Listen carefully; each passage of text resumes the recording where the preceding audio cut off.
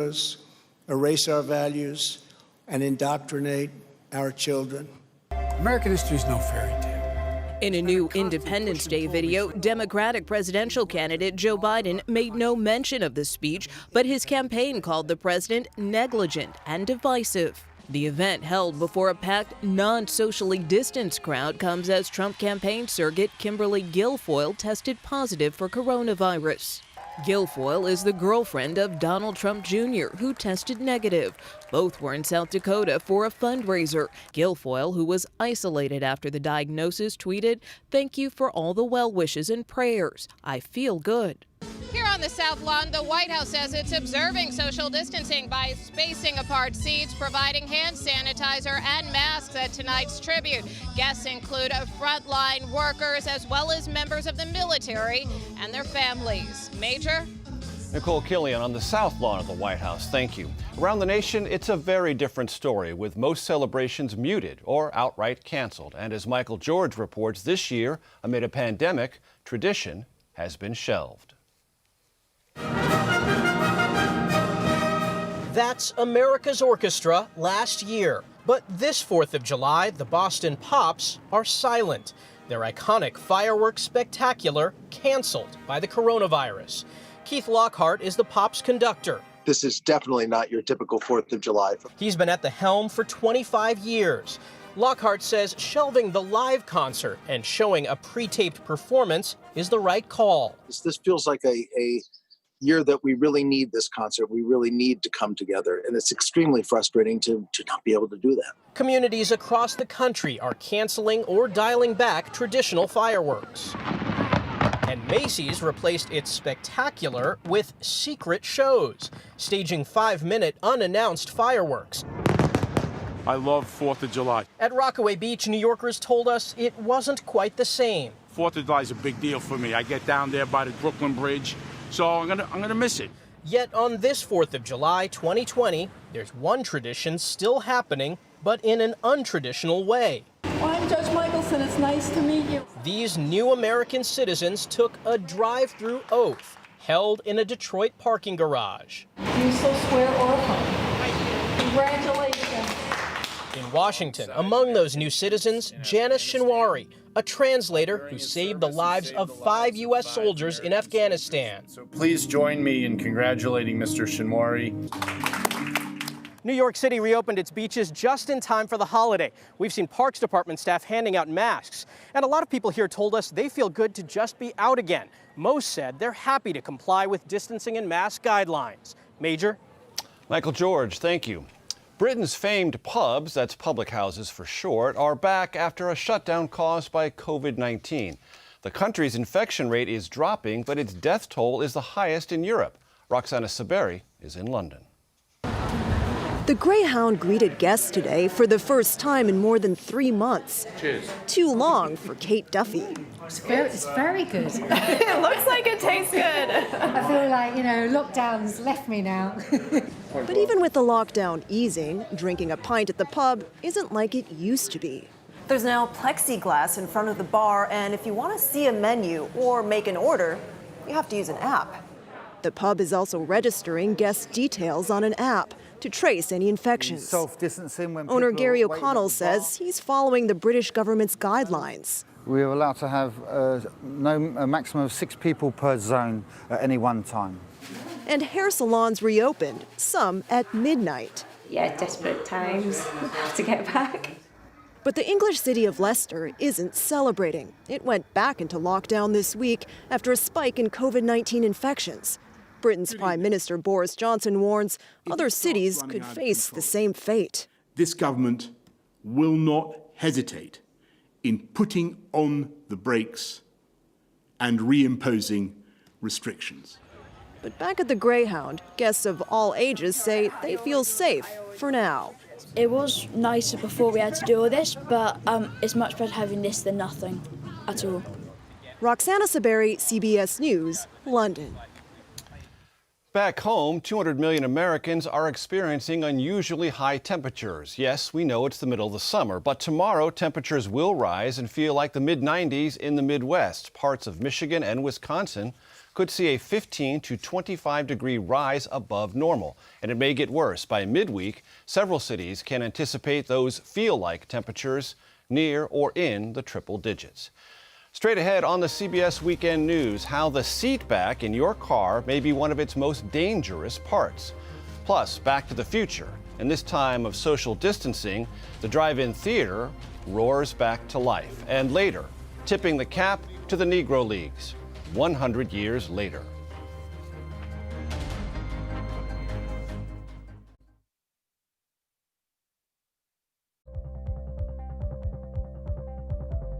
Oh my God, the truck is sinking. Devastating flooding has reached catastrophic levels. Rising sea levels are threatening America's coasts.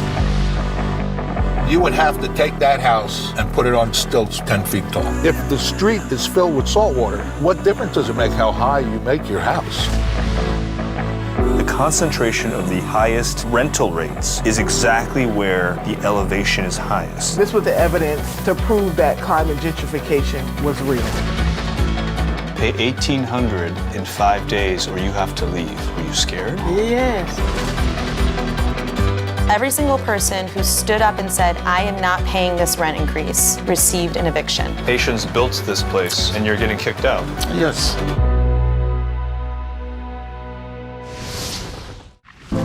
In 60 years, we went from about 100,000 factory workers to probably about 7,000. Off in the distance, you can see some factories that are still humming, but most of them are just kind of abandoned. The restaurant industry right now is one of the largest and fastest growing industries in America. And yet it continues to be the absolute lowest paying employer in the United States. Barely anybody's making enough to live. You were donating plasma to get by. It's literally a slave wage. I don't remember growing up like this. My mom didn't have to go to food banks. It's pretty sad. Go to the ends of the earth. Right now. We got something crazy. And reach for the stars. Here we are. Time. Yes, it's my comeback. Hey, this is pretty fun. But wait, there's more. Experience thought-provoking, Welcome to the idea of being a human being. innovative, and truly original reporting. Look through a telescope and go, wow. Because there's always something new under the sun on CBS Sunday morning. Joining us now is the nation's top doctor, Surgeon General Jerome Adams. How soon could we have a therapeutic in the hands of our caregivers? Making sense of our world. The CBS Evening News with Norah O'Donnell on CBS.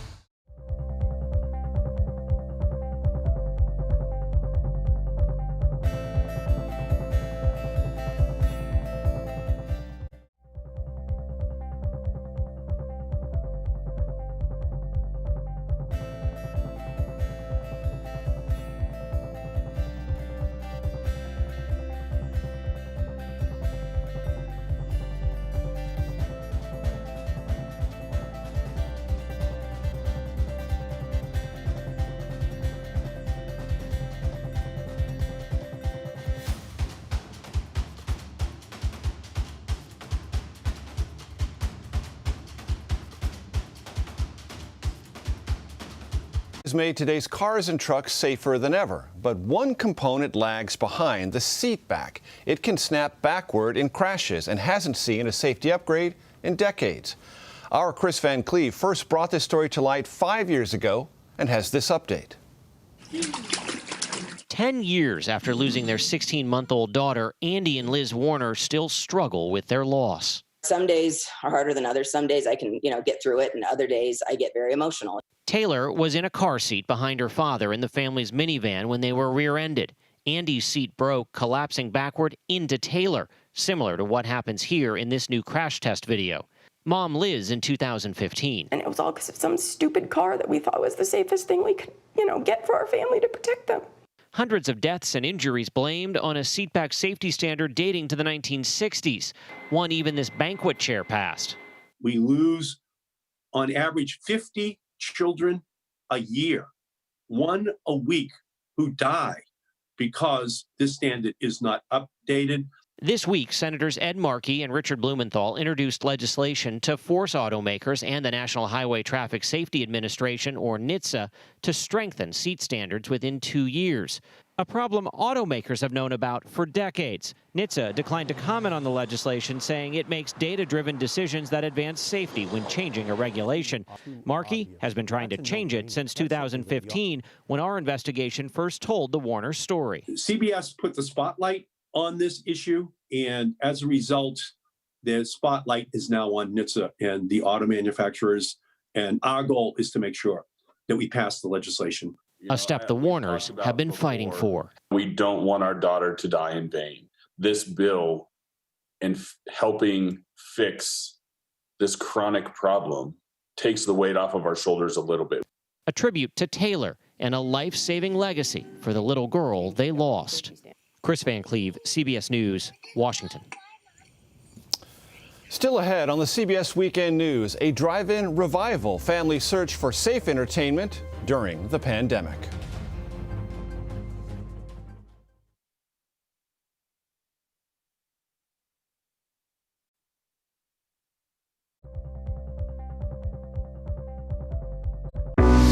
Oh my God, the truck is sinking. Devastating flooding has reached catastrophic levels. Rising sea levels are threatening America's coasts. You would have to take that house and put it on stilts 10 feet tall. If the street is filled with salt water, what difference does it make how high you make your house? The concentration of the highest rental rates is exactly where the elevation is highest. This was the evidence to prove that climate gentrification was real. Pay $1,800 in 5 days or you have to leave. Were you scared? Yes. Every single person who stood up and said, I am not paying this rent increase, received an eviction. Haitians built this place and you're getting kicked out. Yes.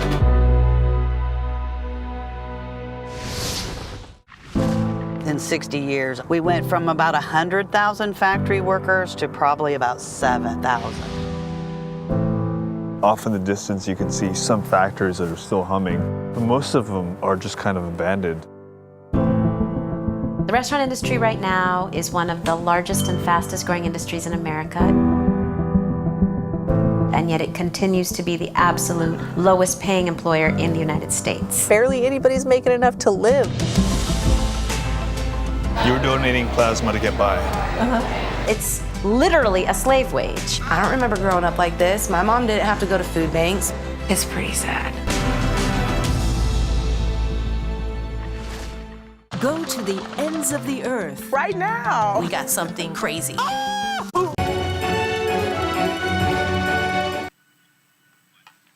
We want to take you now to the White House, where President Trump and the First Lady are participating in the 2020 Salute to America event. Wonderful day. We celebrate our history, our heroes, our heritage, our great American flag, and our freedom. Happy 4th of July to everyone.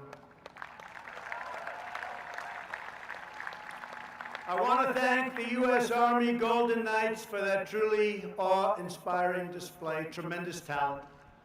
The Golden Knights and every member of the armed forces here this evening, we just want to say that you have earned the eternal gratitude of our entire nation. 244 years ago in Philadelphia, the 56 signers of our Declaration of Independence pledged their lives, their fortunes, and their sacred honor to boldly proclaim this eternal truth that we are all made equal by God.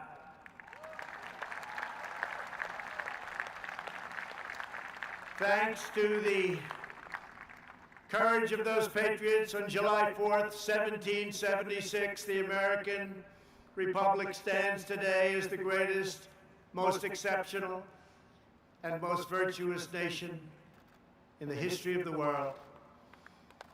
Our workers, our factories, have revolutionized industries and lifted millions into prosperity. Our artists, architects, and engineers have inspired the globe with transcendent works of beauty. American heroes defeated the Nazis, dethroned the fascists, toppled the communists, saved American values, upheld American principles, and chased down the terrorists to the very ends of the earth. We are now in the process of defeating the radical left, the Marxists, the anarchists, the agitators, the looters, and people who, in many instances, have absolutely no clue what they are doing.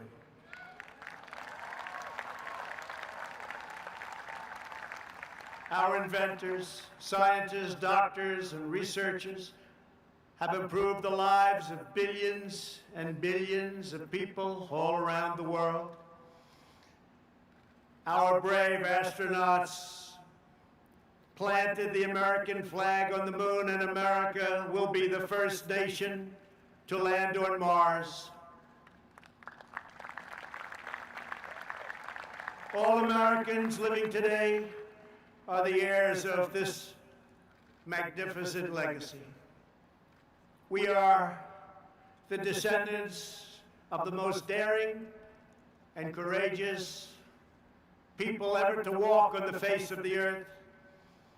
We inherit their towering confidence, unwavering enthusiasm, their unbridled ambition, and their unrelenting optimism.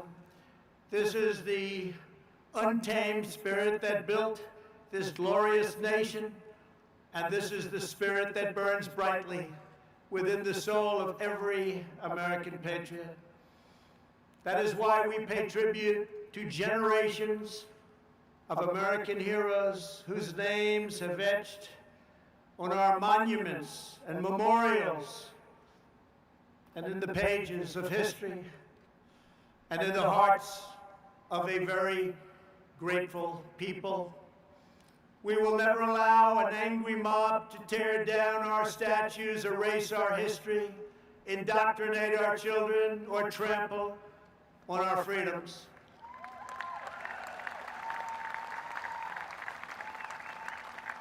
We will safeguard our values, traditions, customs, and beliefs. We will teach our children to cherish and adore their country so that they can build its future. Together we will fight for the American dream, and we will defend, protect, and preserve American way of life, which began in 1492 when Columbus discovered America. Jobs and companies are coming back to our country like never before. The power of tariffs being imposed on foreign lands that took advantage of the United States for decades and decades have enabled us to make great trade deals where there were none. Tens of billions of dollars are now paid to the United States Treasury by these same countries. But there and then, we got hit by the virus that came from China.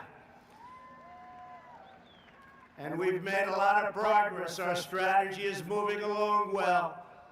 It goes out in one area and rears back its ugly face in another area. But we've learned a lot. We've learned how to put out the flame.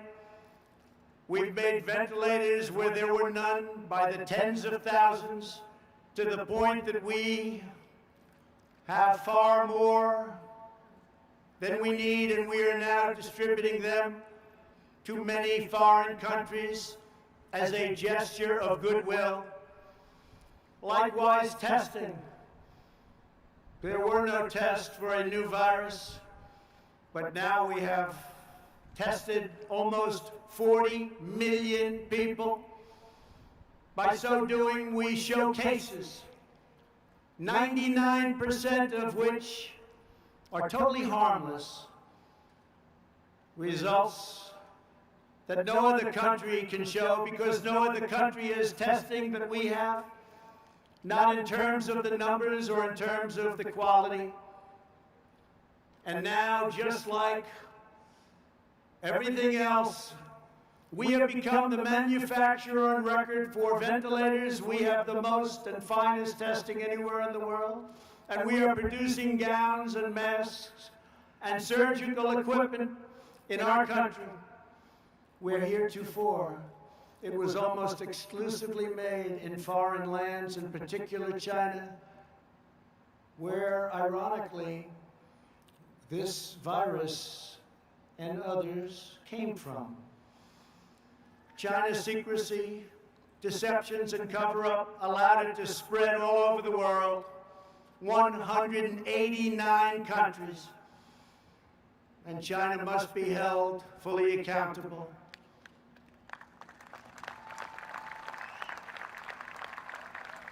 With respect to remedies, we are now doing unbelievably well and are in deep testing on vaccines, treatments, and therapeutics. I want to send our thanks to the scientists and researchers around the country and even around the world who are at the forefront of our historic effort to rapidly develop and deliver life-saving treatments and ultimately a vaccine. We are unleashing our nation's scientific brilliance and will likely have a therapeutic and/or vaccine solution long before the end of the year.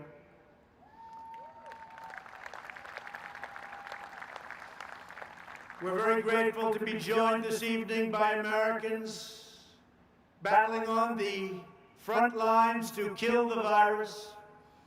I just want to say that America thanks you. Please stand, please. Thank you very much. Great, brilliant people.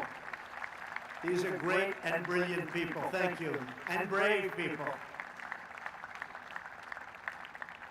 Our movement is based on lifting all citizens to reach their fullest God-given potential. Never forget, we are one family and one nation. This rich heritage belongs to every citizen, young and old, first generation American. We want to go from first generation to 10th generation. It matters not. We are American. We are from the USA. This great heritage belongs to citizens of every background and of every walk of life. No matter our race, color, religion, or creed, we are one America, and we put America first. We will not allow anyone to divide our citizens by race or background. We will not allow them to foment hate, discord, and distrust. We will hold fast and true to the sacred loyalties that link us all as neighbors, as Americans, and as patriots. In every age, there have always been those who seek to lie about the past in order to gain power in the present. Those that are lying about our history, those who want us to be ashamed of who we are not interested in justice or in healing. Their goal is demolition. Our goal is not to destroy the greatest structure on earth, what we have built, the United States of America, to build a future where every family is safe, where every child is surrounded by love, where every community has equal opportunity, and every citizen enjoys great and everlasting dignity. Our past is not a burden to be cast away. It is not a miraculous foundation that will lift us to the next great summit of human endeavor. This incredible story of American progress is the story of each generation, picking up where the last finished, linked by time, by fate, and the eternal bonds of our national affection. Those who would sever those bonds would cut us off from the wisdom, the courage, the love, and the devotion that gave us everything we are today and everything we strive for tomorrow. We cannot let that happen. We will not throw away our heroes. We will honor them, and we will prove worthy of their sacrifice. These are great heroes. Let me also say a word to those in the media who falsely and consistently label their opponents as racists, who condemn patriotic citizens, who offer a clear and truthful defense of American unity. That's what our people are doing. We want a clear and faithful defense of American history, and we want unity. When you level these false charges, you not only slander me, you not only slander the American people, but you slander generations of heroes who gave their lives for America.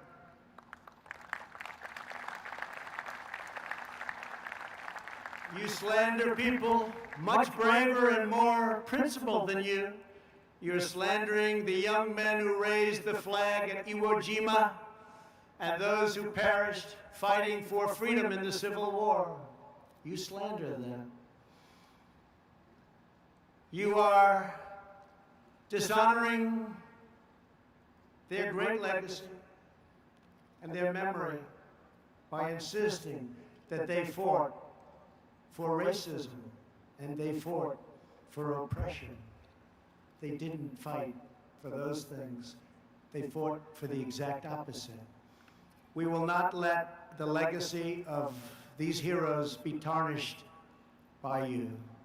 The more you lie, the more you slander, the more you try to demean and divide, the more we will work hard to tell the truth, and we will win.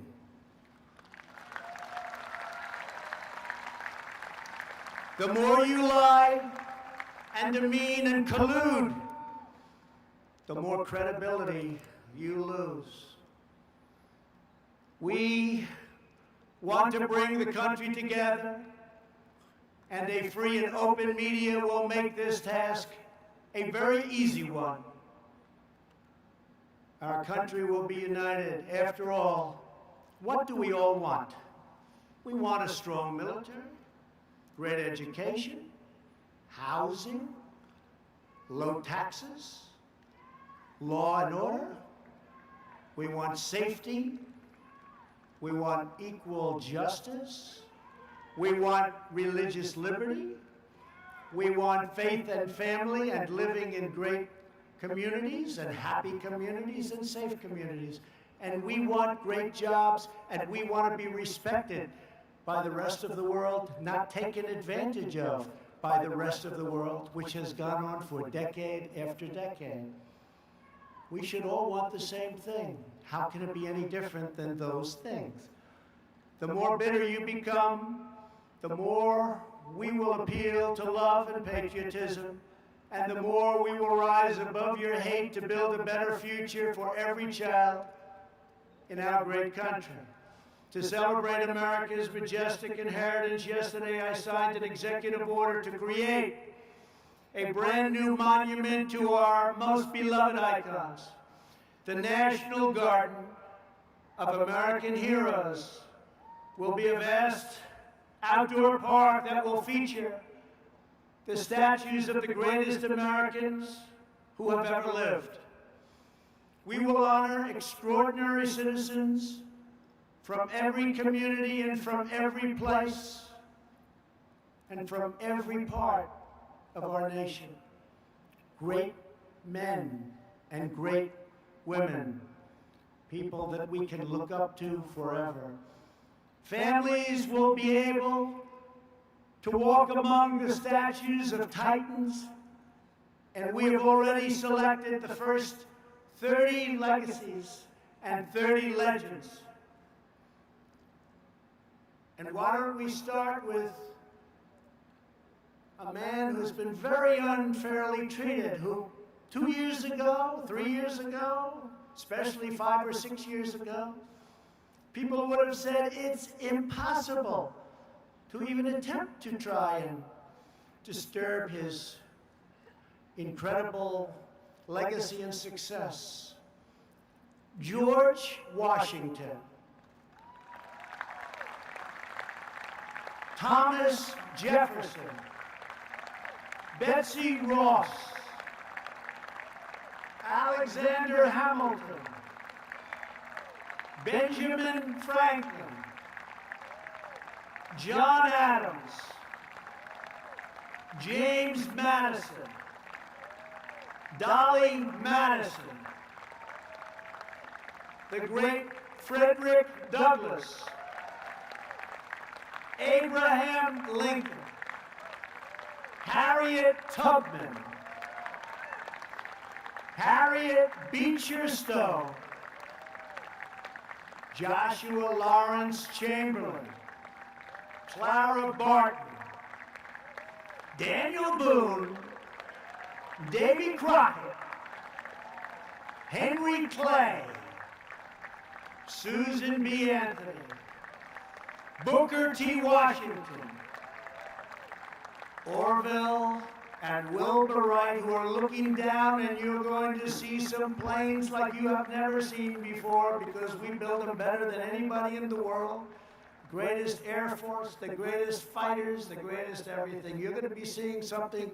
I just wonder what Orville and Wilbur would have been thinking if they ever got to see that. But they're looking, they're checking it out right now along with us. Amelia Earhart, a great, great athlete. No matter where he went, he was the best athlete. Jackie Robinson. George S. Patton, General Patton. He didn't know how to lose. He didn't know how to lose. General Douglas MacArthur. Audie Murphy. The great Billy Graham. An incredible man, respected by everybody, Martin Luther King. President Ronald Reagan. Krista McAuliffe, and Antonin Scalia. So those are just a few of the people we'll be naming, and things are subject to change, but once we make that decision, those great names are going to be up there, and they're never coming down. They have just been an incredible group, and we are going to do this in a very democratic way, frankly. We're going to take names and suggestions. We're going to have committees, and we're going to pick the greatest people that this country has ever known, the most respected people, the people that helped us the most, and the people that we can look up to, and that our children and grandchildren and great-grandchildren can look up to into the future. And they can say, isn't America just a tremendous place? So thank you. That'll be very exciting. The patriots who built our country were not villains. They were heroes whose courageous deeds improved the earth beyond measure. The beauty and the glory of our constitutional system is that it gives us the tools to fight injustice, to heal division, and to continue the work of our founding fathers by expanding and growing the blessings of America. If you believe in justice, if you believe in freedom, if you believe in peace, then you must cherish the principles of our founding and the text of our Constitution. It's our founding and our Constitution. It is a firm foundation upon which all progress is achieved. That's why our country is so strong, even despite terrible things that happen over the generations. Here this evening are a number of heroes who risked their own lives to uphold these values and to keep our communities and our country safe. We are joined by the outstanding law enforcement officers who have been able to fight on the front lines protecting our cities, many of them facing down violent assaults from very bad people. We are especially moved to be joined by the family of a great man, fallen officer David Dorn, a 38-year veteran of the St. Louis Police Department who was killed last month in the city he devoted his life to defending.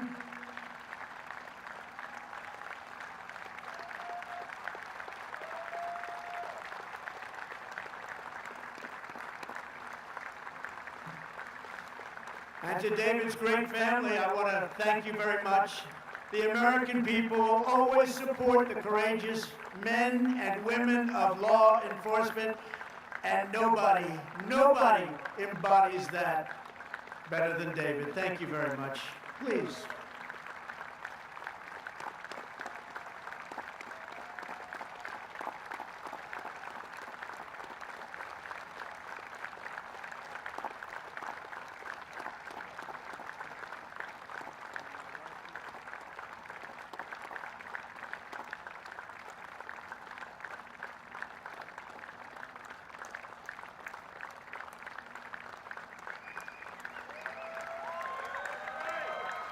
And David is looking down right now, and he is so proud of you, and he loves you so much.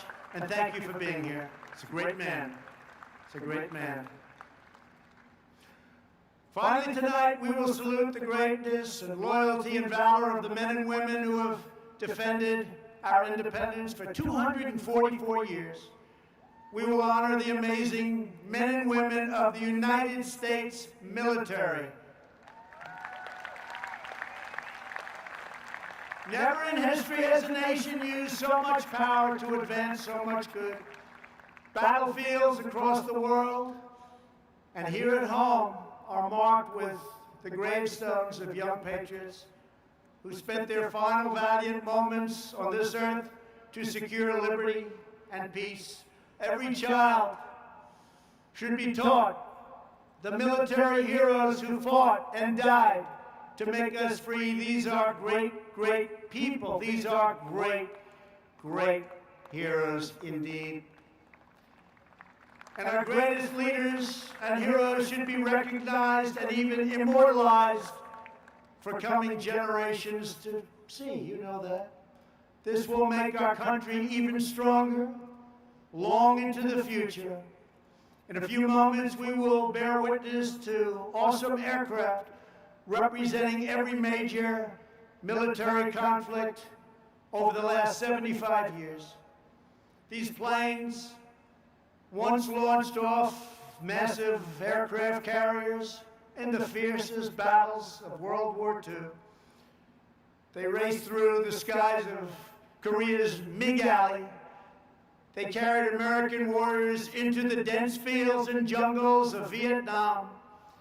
They delivered a swift and sweeping, you know that sweeping, it was swift and it was sweeping like nobody's ever seen anything happen. A victory in Operation Desert Storm. A lot of you were involved in that. A lot of you were involved. That was a quick one. And they've gone on to dangerous missions all around the world to take out enemy terrorists and bring our soldiers home safely.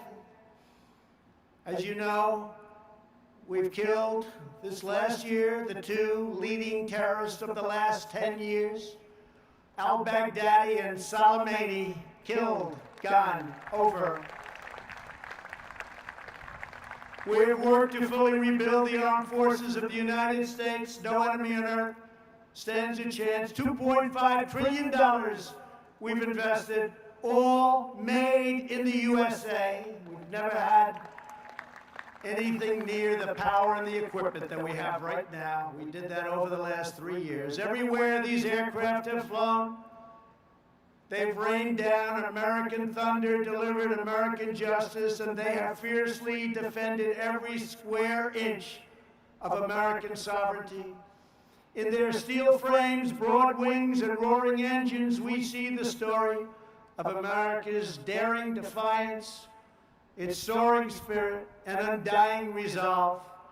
Throughout our history, our country has been tested and tried, but we have always fought to victory.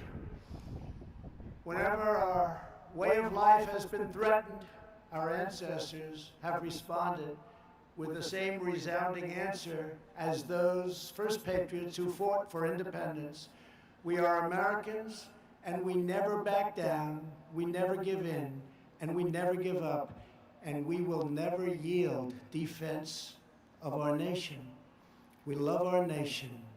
We will only fight to win. Today we thank God for the gift of life and for the blessing of liberty. We honor the legends of our history, the glories of our founding fathers, and the giants of the past, the heroes of today, who keep us safe, who keep us strong and proud, and who keep us free. Once again, happy July 4th to all. Our country is in great shape. Our military has never been stronger, and many, many good things are going to happen. Next year will be one of the greatest years we've ever had. I want to thank our men and women. They are so good, of the National Park Service, Air Traffic Control, and the United States military. God bless you. God bless our heroes. God bless America. And now, let the flyovers begin. Thank you very much.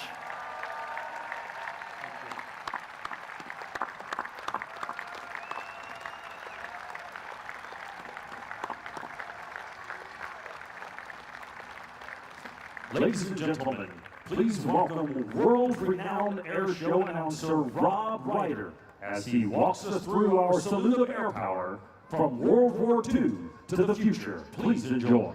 Good evening, Mr. President and Madam First Lady and distinguished guests. I'm Rob Ryder, and I'm honored to be your narrator for an aerial review to celebrate our Independence Day. Our flyovers tonight will showcase air power across time.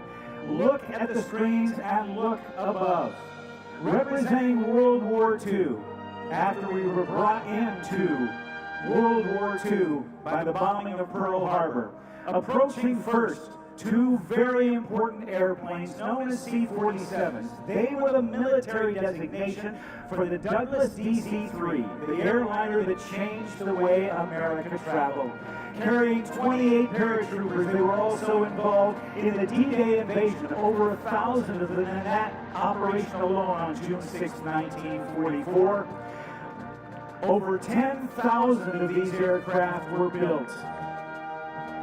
Following that, as we move from heritage to horizons and continuing in World War II, one of the most famous aircraft of all time. You can see it in the center of this formation. It is the Boeing B-17 bomber. Over 12,700 of these were built, flying daring daylight raids over Europe, bombing targets, military targets and industrial targets in Nazi-held Europe. And on the wings, the escort fighters, among the most well-known aircraft of all time, the North American Aviation P-51 Mustang.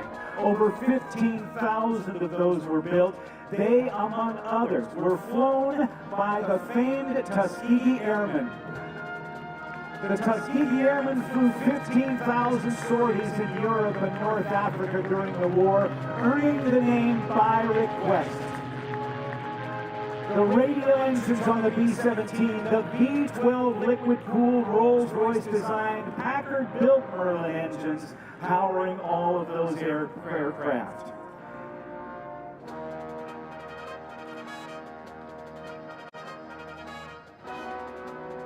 Been watching President Trump and the First Lady participate in the 2020 Salute to America event at the White House.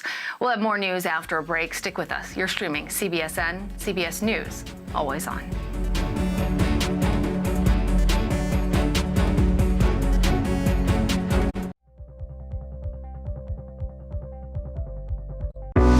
Oh my God, the truck is sinking. Devastating flooding has reached catastrophic levels. Rising sea levels are threatening America's coasts. You would have to take that house and put it on stilts 10 feet tall. If the street is filled with salt water, what difference does it make how high you make your house? The concentration of the highest rental rates is exactly where the elevation is highest. This was the evidence to prove that carbon gentrification was real. Pay $1,800 in 5 days or you have to leave. Were you scared? Yes. Every single person who stood up and said, I am not paying this rent increase, received an eviction. Haitians built this place and you're getting kicked out. Yes.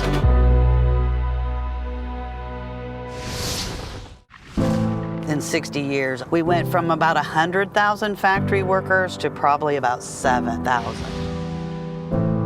Off in the distance, you can see some factories that are still humming, but most of them are just kind of abandoned. The restaurant industry right now is one of the largest and fastest growing industries in America. And yet it continues to be the absolute lowest paying employer in the United States. Barely anybody's making enough to live. You were donating plasma to get by. It's literally a slave wage. I don't remember growing up like this. My mom didn't have to go to food banks. It's pretty sad. Go to the ends of the earth. Right now. We got something crazy. And reach for the stars. Here we are. Time. Yes, it's my comeback. Hey, this is pretty fun. But wait, There's more. Experience thought-provoking, I'm open to the idea of being a human being. innovative, and truly original reporting. look through a telescope and go, wow. Because there's always something new under the sun on CBS Sunday morning. Joining us now is the nation's top doctor, Surgeon General Jerome Adams. How soon could we have a therapeutic in the hands of our caregivers? Making sense of our world. The CBS Evening News with Nora O'Donnell on CBS.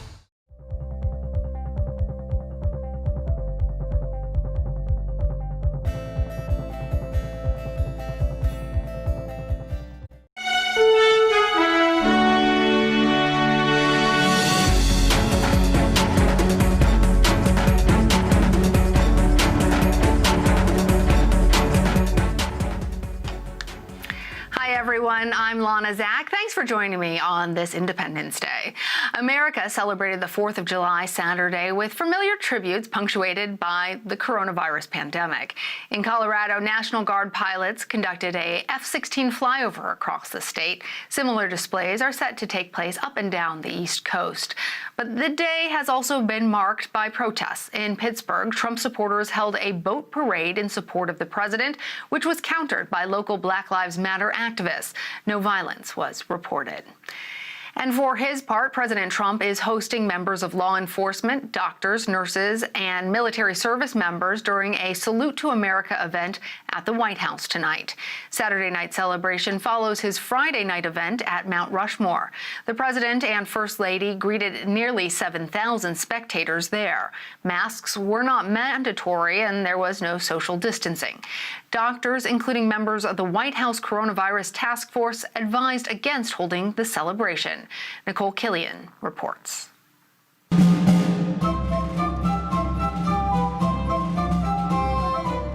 As fireworks lit up over Mount Rushmore for the first time in a decade, President Trump delivered a fiery defense of the Founding Fathers. I am here as your president to proclaim before the country and before the world, this monument will never be desecrated. These heroes will never be defaced. Their legacy will never, ever be destroyed.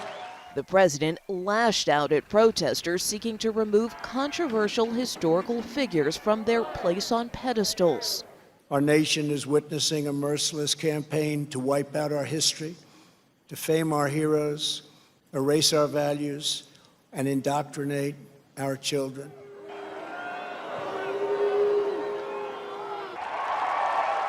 Mr. Trump announced a new executive order creating a national garden to feature statues of American heroes.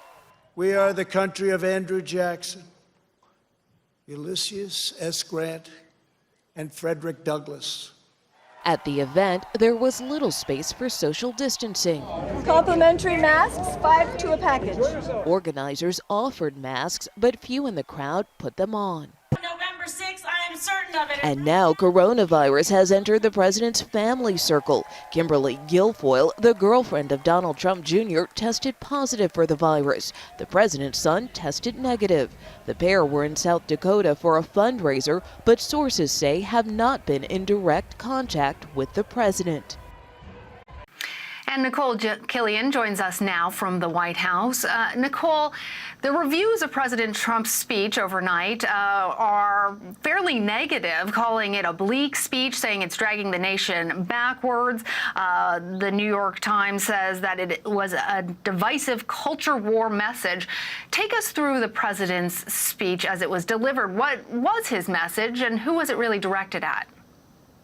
Well, look, the president's aides really billed this as a speech about America's history and, really trying to get at this issue and this notion of those who the president feels is trying to tear the country down. And so I think we heard as much in his message yesterday, referencing that, for instance, talking about this merciless campaign to wipe out history. But as you point out, certainly many critics feel that this was a very dark speech on an occasion that is celebrating our nation's birth, our history, and really at a time where one would expect the president to give more of a united message. That being said, as I mentioned, we certainly have heard from a number of people on this front. For instance, Joe Biden, his campaign putting out a statement earlier today calling the president's language negligent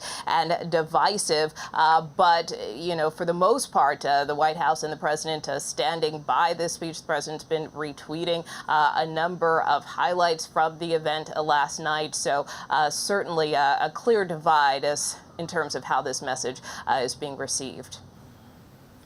Nicole, I wonder, is there a sense among the president's allies and advisors that he could have taken a different tone with this speech, or even at some point acknowledge that America's history is not exclusively a proud one?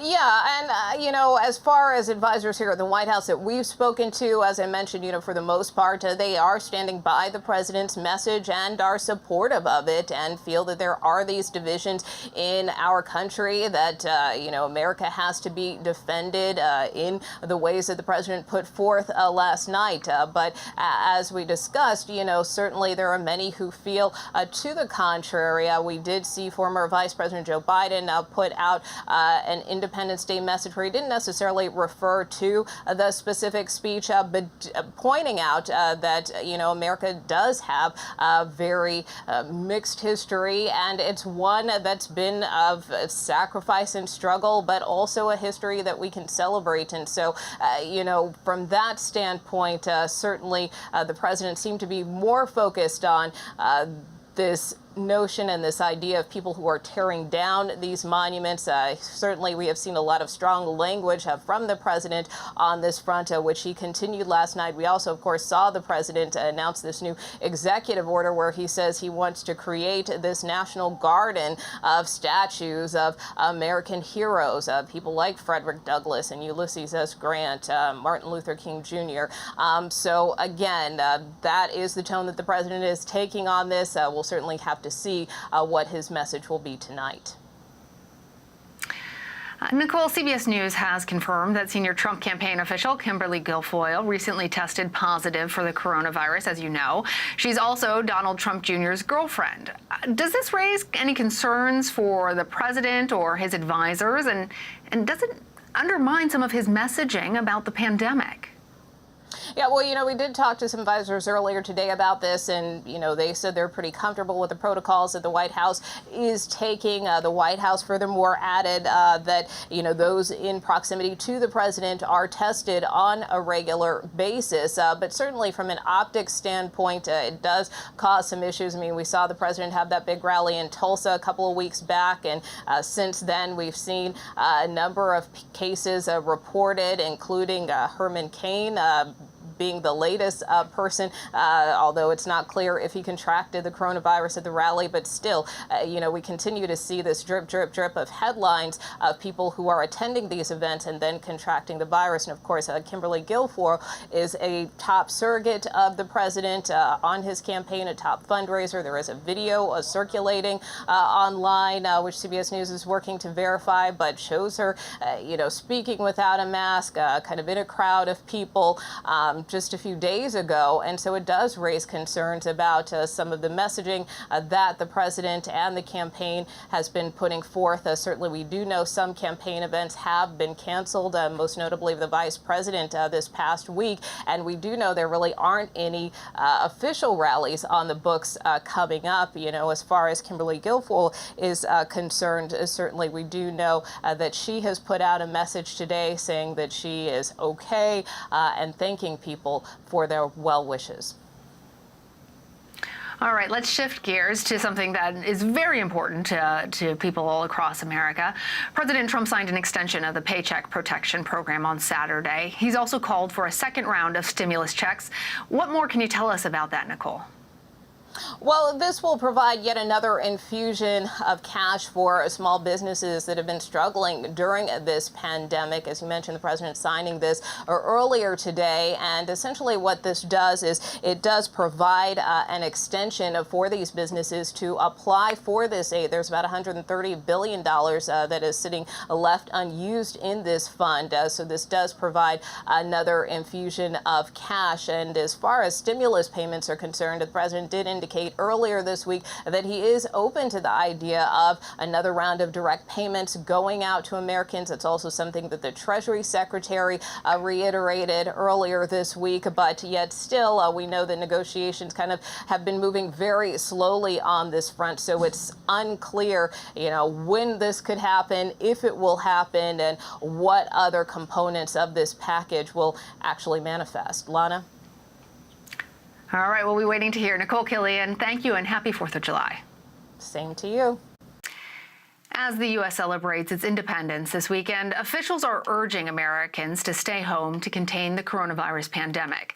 The holiday weekend comes as COVID-19 cases surge in dozens of states across the country. One of them is Florida.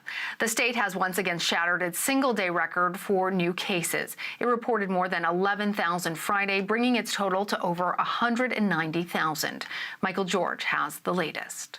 4th of July fireworks may be loaded and ready to launch on the National Mall in Washington, D.C., but in the nation's fight against the coronavirus, there's little to celebrate. Right now, we are heading 1,000,000 miles per hour in the wrong direction. New U.S. cases in a single day hit record highs Wednesday, Thursday, and again Friday, when more than 57,000 new cases were reported, showing the pandemic is winning. It's absolutely the saddest thing, the most unnecessary situation that we're finding ourselves in, and it's behaviorally driven. Cases in 37 states have risen since the economy started to reopen. In Arizona, 50 Phoenix firefighters tested positive. Another 40 are in quarantine. In Florida, a state where leaders resisted safety measures, 10,000 new cases were recorded Thursday alone. But now, with some Florida hospitals stretched to the limits caring for patients, Miami-Dade County put in a 10 p.m. to sunrise curfew until further notice. There and in other parts of the nation, popular beaches will be closed this holiday weekend. We all wish we could have the beaches open, but it's just not the right thing to do. Malibu, California Mayor Karen Farrer is keeping an eye on surfers after the governor ordered most Southern California beaches closed again. Since they reopened 3 weeks ago, there's been a surge in cases, including some lifeguards. And Galveston, Texas closed beaches, fearing crowds would pour in from Houston, where 1 out of 4 people tested positive. Primarily, we're seeing a surge in young people who are really just not paying any regard to the risk of this. A frustration for health professionals. Do we really have to say hashtag don't kill grandma? People have to realize there are consequences to getting infected and spreading it to people who are vulnerable. They can die. Many cities now require masks. In Santa Monica, anyone not wearing one could end up with a ticket. And Chicago is joining several areas, including New York, New Jersey, and Connecticut, requiring visitors from hotspot states quarantine for 14 days upon arrival. We're going to do everything that we can to keep members of the public safe. That includes visitors from California, and some aren't happy about it. I'm not going to go somewhere that's in full quarantine. Like, once you set foot on that ground, like, you have to quarantine. That's what that means. Like, I don't want to have to go through that. Dr. Shoshana Ungerleider has been following the latest developments. Dr. Ungerleider, thank you for joining us. Many state health departments are urging Americans to stay at home this holiday weekend. From what we know about how the virus spreads, meeting in large groups, especially indoors, could be dangerous. But what's your advice for people who still want to get together for celebrations? Is there a way for them to do that and stay safe? Yeah, thank you, Lana. The big takeaways here are wear a mask at all times when you leave your home, distance at least 6 feet away from others, and staying outdoors is much safer than indoors. We know this lowers your risk by about 20-fold, and limit the number of people that you interact with. Ideally, stay within your own family if possible. I'd say if you go to a restaurant, choose a place where employees are mandated to wear masks, sit outside, and we know that the longer the time that somebody is exposed to a person who's infectious, the greater the risk. So it's a good idea to spend as little time as possible at the restaurant. And for those 4th of July barbecues, everyone should actually bring their own food and plastic utensils. This means no sharing of food or use of communal bowls for chips. Different households should sit separately, 6 feet apart. And if guests have no choice but to go inside to use a bathroom, have all the doors going toward the bathroom open so no one has to touch any door handles. You know, this holiday weekend is critical. That everybody realize that their behavior every moment of every day matters. Your actions today could save the lives of the people that you love. That's really the important point, that even if you feel like you're healthy or that the people around you are healthy, that there's still the possibility that you could be a carrier. I also want to ask you, you mentioned the face masks. A number of states have mandated masks in public. I'm wondering if you think that that is enough to help flatten the curve, or should there be nationwide stricter safety measures? That's a great question, Lana. You know, absolutely, everybody should be wearing a mask. And frankly, a nationwide mandate for face masks would make very, very good sense. Of course, you know, staying at home is the safest place to be. There's also this, use of face shields that we know healthcare workers wear, and they're absolutely effective at reducing the spread of COVID.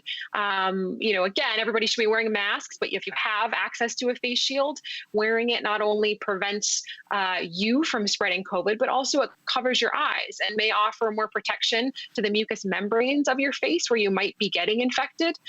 Some people find that wearing masks is uncomfortable, and if you're constantly readjusting the mask, this puts you at greater risk by touching your face and then possibly transferring the virus to your hand. So wearing a face shield tends to be less cumbersome. And of course, it's clear plastic, so others can see your face. So I think for people who might be at higher risk for Go ahead. Oh, sorry. I am so glad, Dr. Ungerleider, that you're bringing this up, because I have actually been hearing from lots of people, especially since we know that much of the country is going to see temperatures in the 90s and possibly even higher this weekend, and masks can be uncomfortable in the heat.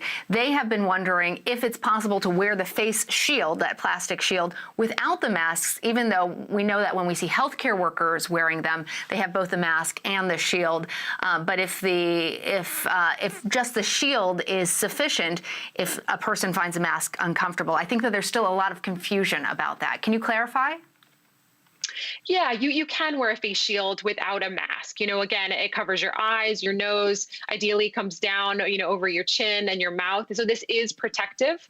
And if you happen to be at higher risk for complications from COVID of older age or underlying health conditions, you can actually wear a shield and a mask at the same time, as you pointed out, for added protection. But I would say high level, whether you choose a mask or a face shield, know that they absolutely save lives and everybody should be wearing them at all times if they need to leave home.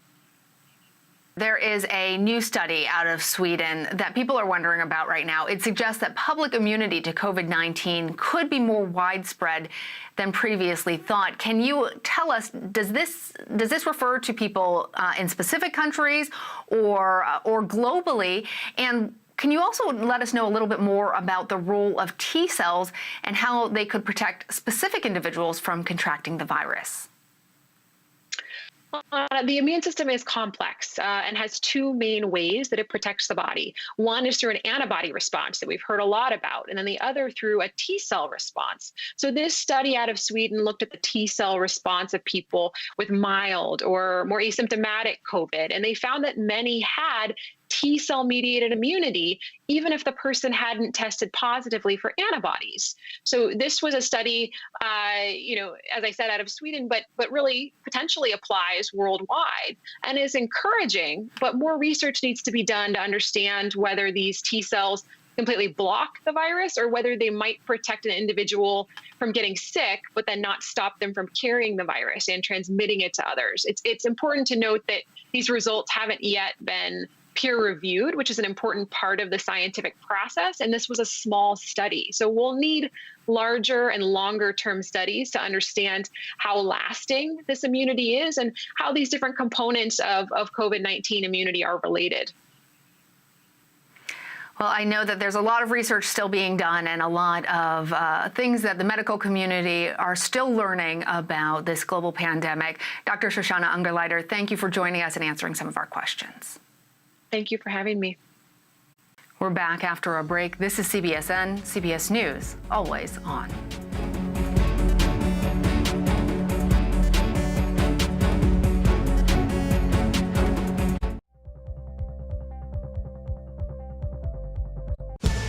COVID has taken the lives of tens of thousands of Americans. Rural areas like this here on Navajo Nation are especially hit hard. 15 to 30% of our Navajo citizens don't have running water. In any indigenous reservation, there is a shortage of physicians. Native Americans are amongst the most vulnerable and hardest hit by COVID. Yeah, the more we lose our elders to COVID-19, the more we lose our language and our way of life. We need to bring awareness to the attention of Washington, D.C. and United States citizens that there is a need to focus on the first citizens of this country.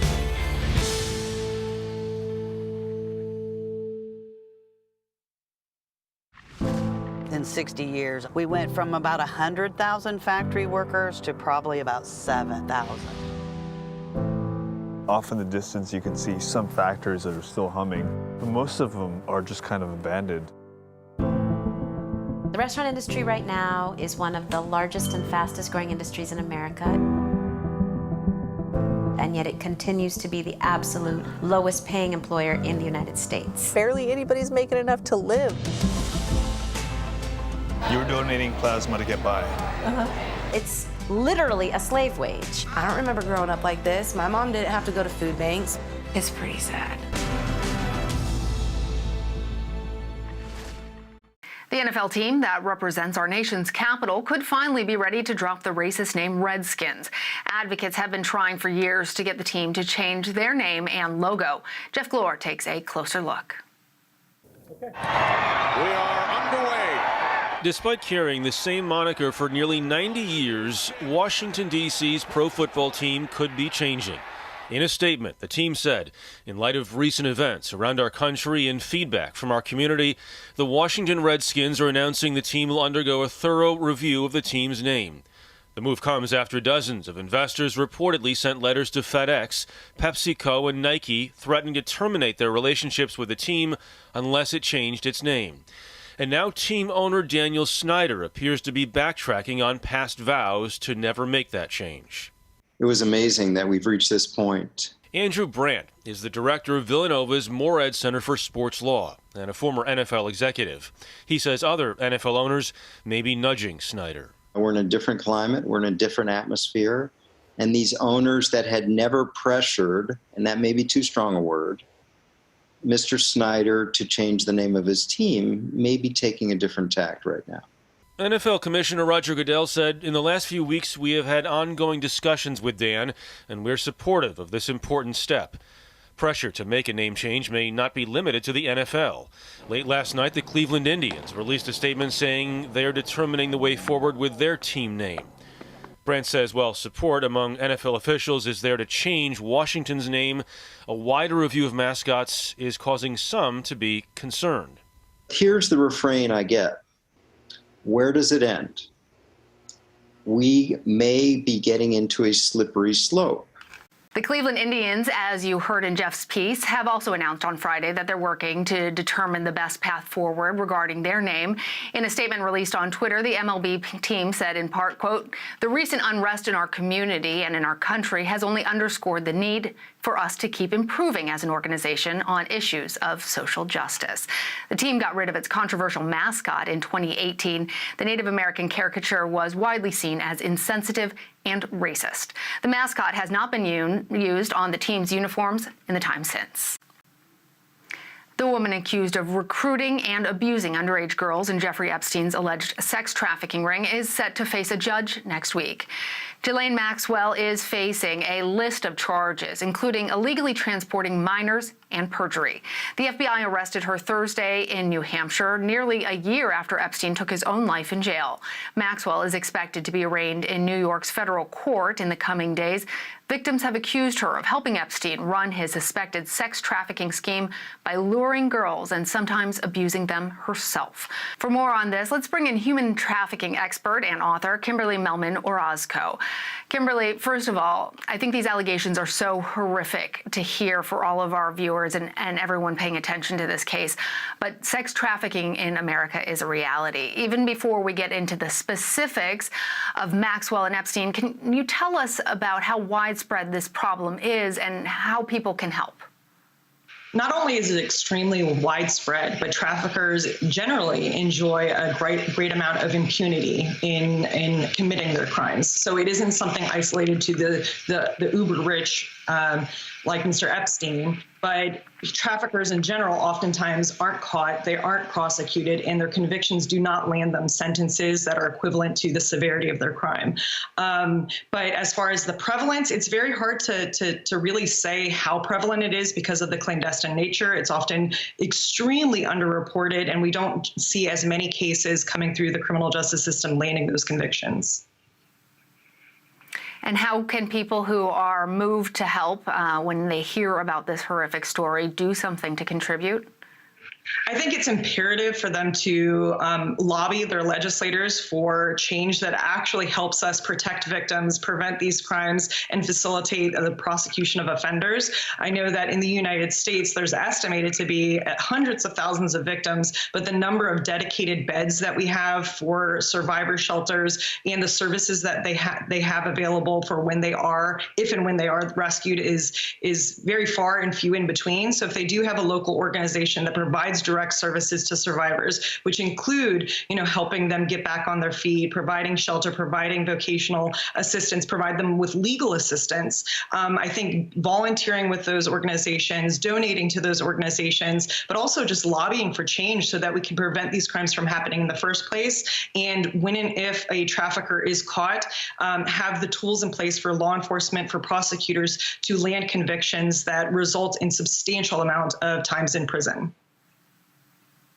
All right, Kimberly, let's go ahead and get into the specifics of this case. Sure. Tell us more about what prosecutors say Maxwell did in Epstein's suspected sex trafficking ring and how they were able to run this alleged operation for so long. Well, she is not, the allegations say that she was not just a third party, that she was actively involved in facilitating the recruitment, the silence of these victims who eventually became survivors, as well as keeping them sort of complacent and facilitating their victimization over the years. It's not actually out of character for traffickers to use women in particular to facilitate their crimes. This helps give them diffuse responsibility, but it also helps gain the trust of potential victims. One thing that I did want to note, that she also probably had a hand in assessing what the victim would be susceptible to. So we saw actually Jeffrey Epstein's, his recruitment and control tactics change depending on the child or the woman that he was trying to victimize. He was assessing what void they had in their life and making the false promise or the promise to fulfill that void. So if she was coming from a lower socioeconomic area, he was offering money. If she was very well educated and talented, he would appeal to her aspirations. If she had low self-esteem, he was helping build that up by complimenting, her appearance and making her feel beautiful. I think the allegations against Maxwell were not only facilitating the recruitment, but also seeing what would appeal to these different victims, which tactic would get them to be compliant, would get them to be in a position of vulnerability. So you've already started to tell us a bit about the alleged victims. What more can you tell us about the girls and young women who are survivors? Well, as I talk about in my book, a victim, a survivor, they can come from any walk of life. They can come from a lower socioeconomic area. They can come from great families and great backgrounds with a lot of opportunities for social mobility.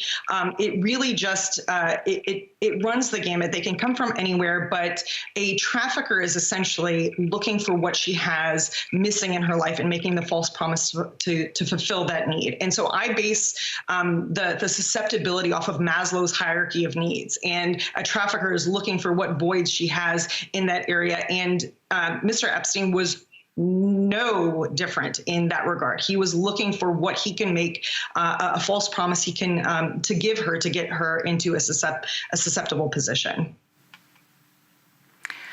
Well, we've heard recently from attorney Alan Dershowitz, who's also been accused of taking part in the alleged sex trafficking ring.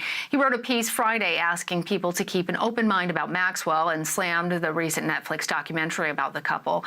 How can we expect Maxwell's case to play out in court moving forward, and what are the potential implications for Dershowitz? So in his piece, he was essentially looking at the inconsistencies in the survivor stories and pointing out those inconsistencies as a way to say that perhaps they weren't being truthful in what they were alleging against Maxwell. That is a common tactic that's used in courtrooms across the country when in the prosecution of traffickers. They look for inconsistencies. But what he failed to realize is that, rape trauma syndrome, child sexual abuse accommodation syndrome, because of the trauma that these women face, even if they are being inconsistent, even if they omit information or retract it and correct themselves, that is consistent with somebody who's gone through that kind of trauma. It does not in any way create a credibility gap, quote unquote, that cannot be overcome in the courtroom. And so I think that he's sort of setting the stage that of a tactic that Maxwell might use to create a credibility gap in these victims and their allegations of inconsistency. But that will be overcome, I feel, in the courtroom. And I think that it will be interesting to see how it plays out and how much substance is provided to support their claims and really overcome the argument that he makes in that piece. Kimberly, one last question for you. Sure. Will Maxwell's arrest have any impact on civil cases that have already been filed by some of these survivors? So in civil cases, the standard is we've seen a lot of cases come forth where it's the allegation of the third party. They either knew or they should have known what was going on. So that was the initial allegation against Maxwell, that she knew or she should have known what was going on. And that is what is alleged to her to make her liable in a civil capacity. In a criminal capacity, she needed to be actively involved. And so they have, from the indictment, they have claimed to have met that standard, that she was not only a third party that knew or should have known, but she was an active facilitator in the recruitment, in the control, in the silence, but also directly involved in some of the alleged victimizations that Epstein committed. All right, Kimberly Melman Orozco, thank you. Thank you so much for having me. We're back after a break. This is CBSN, CBS News, always on.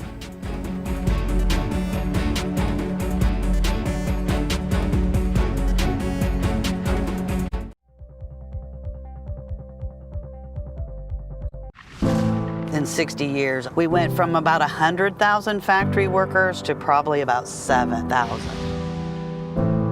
Off in the distance, you can see some factories that are still humming, but most of them are just kind of abandoned. The restaurant industry right now is one of the largest and fastest growing industries in America. And yet it continues to be the absolute lowest paying employer in the United States. Barely anybody's making enough to live. You were donating plasma to get by. It's literally a slave wage. I don't remember growing up like this. My mom didn't have to go to food banks. It's pretty sad. Go to the ends of the earth. Right now. We got something crazy. And reach for the stars. Here we are. Time. Yes, it's my comeback. Hey, this is pretty fun. But wait, there's more. Experience thought-provoking, Welcome to the idea of being a human being. innovative, and truly original reporting. Look through a telescope and go, wow. Because there's always something new under the sun on CBS Sunday morning.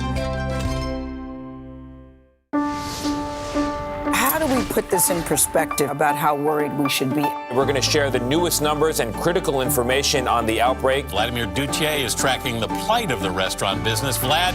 You've been talking to doctors. What are they saying to you about their experiences?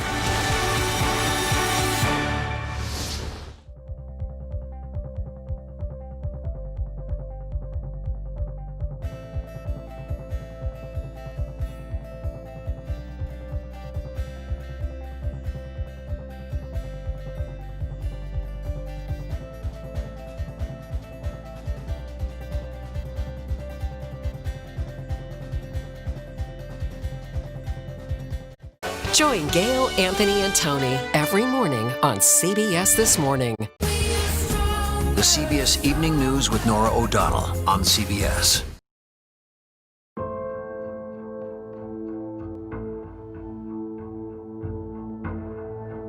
You said you cried all the time because you weren't with your father anymore. I was separated from him. I was taken. Es difícil no hablar de esto. ¿Por qué? Because I miss my dad a lot. You miss him a lot. Sí. They took you where all the children were. Sí. These are the faces of families torn apart. If you cross the border unlawfully, then we will prosecute you. I asked them to please don't separate us because my little brother was crying.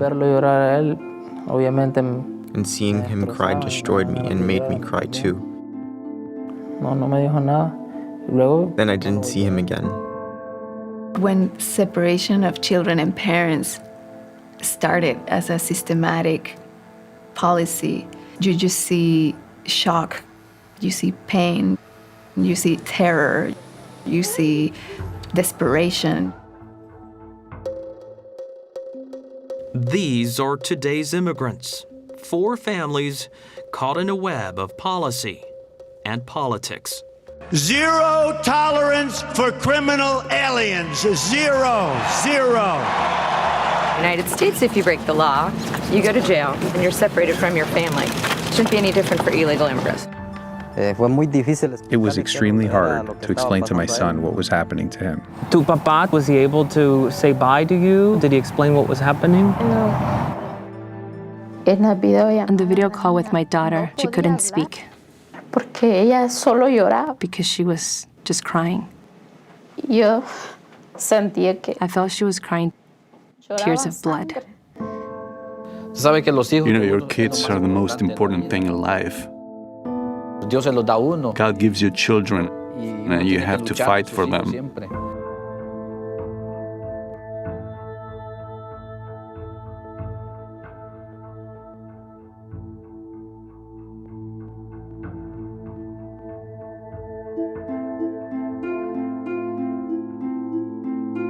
It is never an easy decision to leave home, to leave everything behind.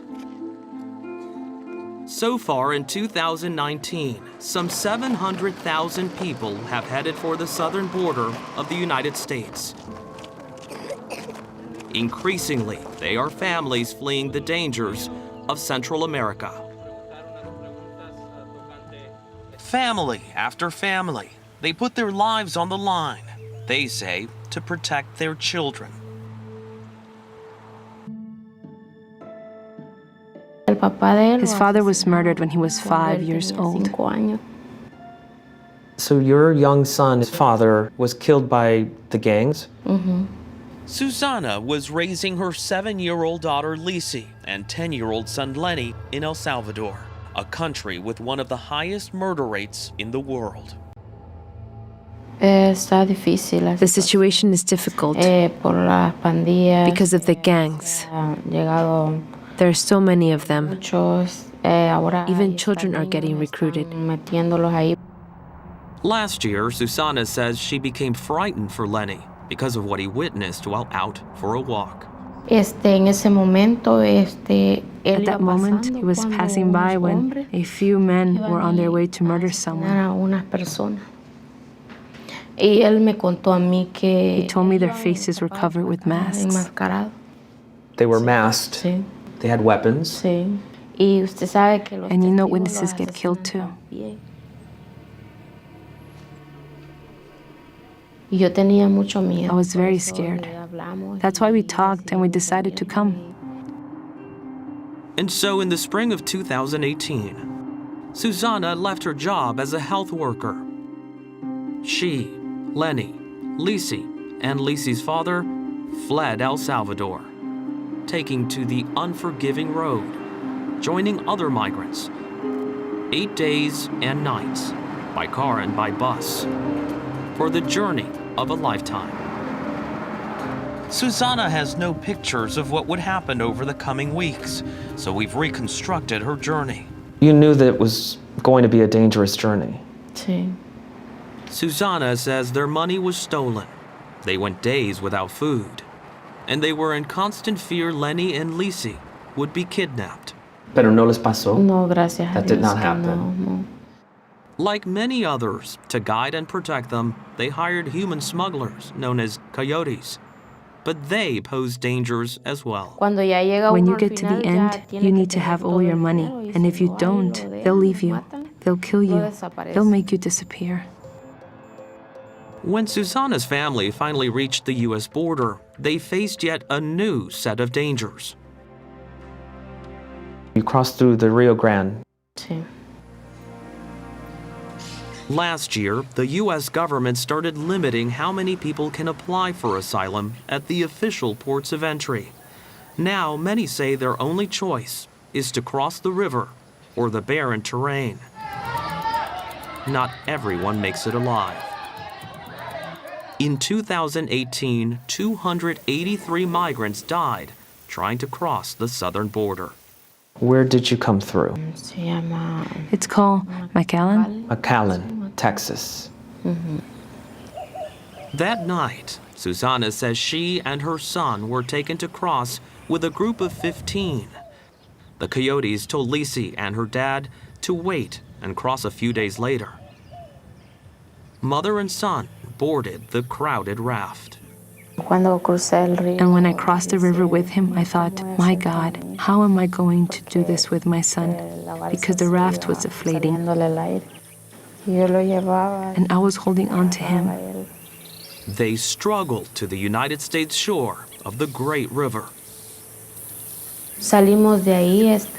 We got out, and we didn't know what to do.